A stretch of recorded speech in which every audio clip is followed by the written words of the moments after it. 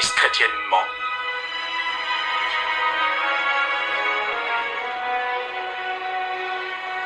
Je m'appelle pas Comtiellement. Je ne suis pas historien, je suis exégète. Dans ce programme pour Blast, je fais l'exégèse de notre histoire sur ce territoire que nous nous sommes habitués à appeler la France.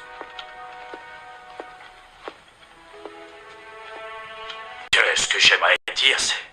Le roman national ment, la France n'a jamais été chrétienne. Subjective et même très subjective.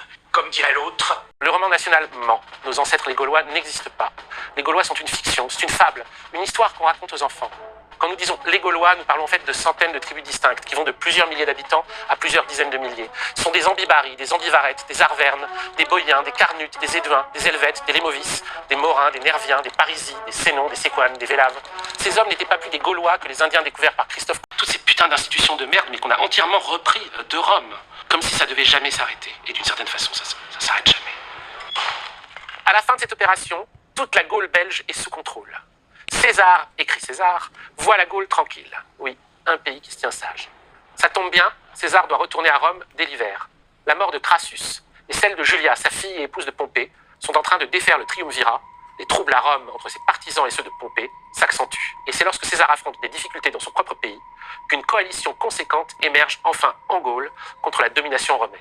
Les peuples ont bien compris à quelle sauce Rome voulait les manger et ils préparent une insurrection générale.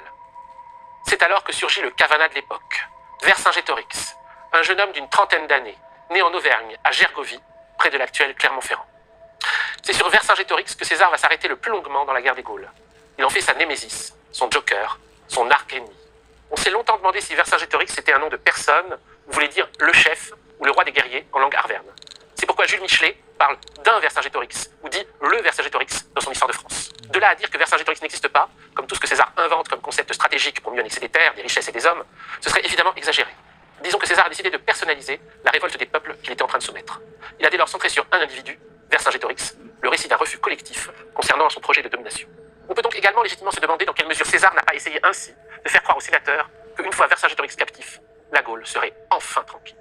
Vercingétorix est le fils de Celtius, le chef d'un des principaux clans arvernes, mis à mort pour avoir tenté de rétablir la royauté à son profit. Sur les pièces frappées en Gaule, on ne voit pas sa longue moustache, qui est peut-être une invention du 19e siècle, mais il a des cheveux bouclés. La France n'a pas été plus chrétienne que le christianisme n'a existé. Le christianisme est un mot qui recouvre un très vilain récit, celui du détournement de la parole émancipatrice, révolutionnaire, d'un homme ou d'un dieu, afin de la faire servir à une mission exactement contraire, la reconduction de la domination impériale la plus exclusive, jusque dans l'intimité des cœurs et le secret des âmes, l'Église. L'Église chrétienne ment, l'Église chrétienne est romaine. Et pourtant, la parole de Jésus est également une porte vers autre chose, car l'être invisible, auquel cette religion visible n'a cessé d'adresser ses prières, était initialement celui qui possédait le fil d'Ariane, susceptible de nous guider hors du labyrinthe de la prison impériale. C'est à partir de Jésus que l'Empire, dans un premier temps, va commencer à se fissurer. Mais c'est aussi autour du culte du Christ que l'Empire va se reconstruire, de façon plus forte, plus intense, plus impitoyable encore. Le christianisme, le culte du Christ crucifié, a été la plus grande insulte faite à sa personne comme au contenu de sa parole. Si nous les confrontons, parole contre parole, Jésus et le christianisme ne sont pas contradictoires, ils sont incompatibles. Nous sommes au XVe siècle, après 1420 et le traité de Troyes. Affamés, épuisés, livrés au pillage, rançonnés par les bandes armées, ravagés depuis plus d'un demi-siècle par les guerres et les épidémies, la France est sur le point de crever. Que les mots qui l'assaillent viennent des conquérants anglais ou des seigneurs français qui se tirent la bourre pour récupérer les dernières miettes du gâteau. Du reste, c'est à la suite de la guerre civile, née de l'incurie maladive de la classe dirigeante, se subdivisant alors en deux factions rivales bien vénères, les Armagnacs et les Bourguignons, que presque toute la France est désormais aux mains de sa sœur Albion. Seules quelques places et régions isolées du Nord résistent encore à l'annexion anglaise, le Mont-Saint-Michel, la ville de Tournai, la cité de vos couleurs. On se croirait revenu à Rome et aux Gaulois. Qui sont les Étrusques? D'où ils vinrent sur la péninsule italienne et où ils disparurent? Nous traiterons de ces questions dans notre film suivant. Les Étrusques, ce sont les Russes. Il y a un autre point important concernant le début du calcul d'année sur lequel se base la fameuse histoire de Tite-Live. C'est l'année de la fondation de la ville de Rome. Mais dans la chronologie de Rome, il y a tellement de contradictions qu'il est difficile de trouver non seulement l'année de la fondation, mais même le siècle. Selon la version admise aujourd'hui, la ville de Rome a été fondée au 8e siècle avant notre ère par les frères jumeaux Romulus et Rémus, qui ont été nourris par le lait du loup du Capitole, le symbole de cette ville. Mais il existe une autre version selon laquelle Rome a été fondée par Énée et Ulysse, qui ont donné à cette ville le nom d'une habitante de Troie, Roma. D'ailleurs, c'est de cette manière que ce nom s'écrit en latin, Roma. En admettant cela, Rome a été fondée après la guerre de Troie, à laquelle ont participé Énée et Ulysse, c'est-à-dire au XIIIe siècle avant notre ère, et pas au VIIIe. Il existe beaucoup de choses dont les historiens n'aiment pas parler, car elles contredisent clairement l'histoire et la chronologie. Regardons par exemple un sujet très répandu dans la peinture médiévale, le Golgotha et la Passion du Christ.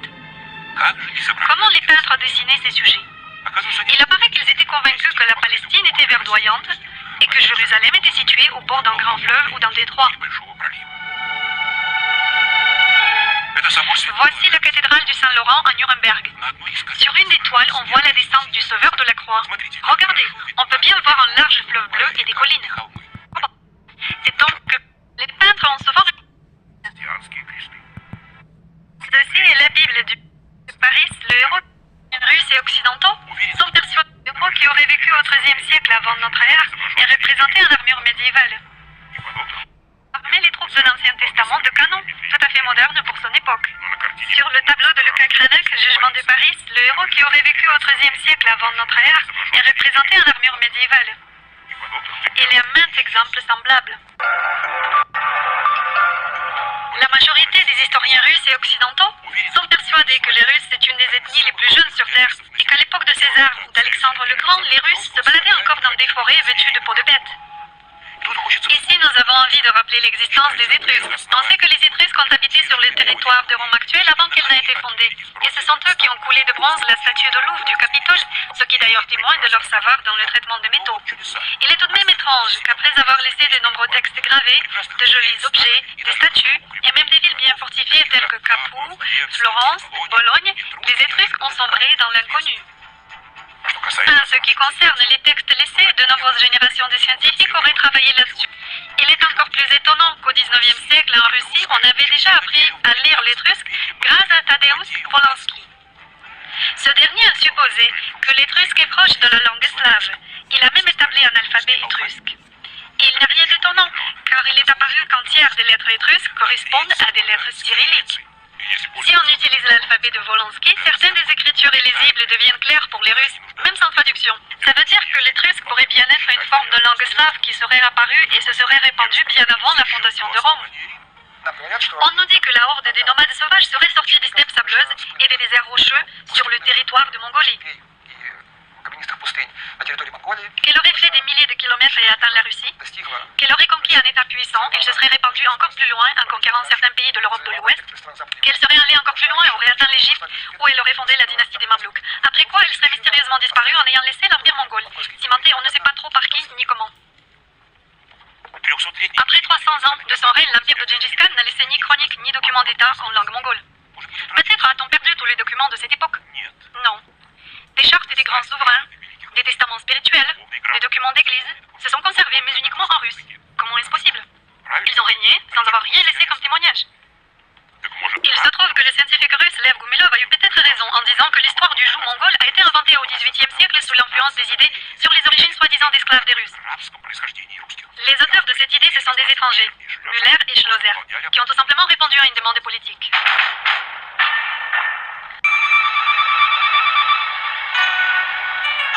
Les historiens expliquent que ce sont désobligeants par une maladie psychique d'Ivan le Terrible. Pourquoi alors les monarques européens reconnaissaient-ils son pédigré? Pouvait-il en effet être le descendant de l'empereur Auguste?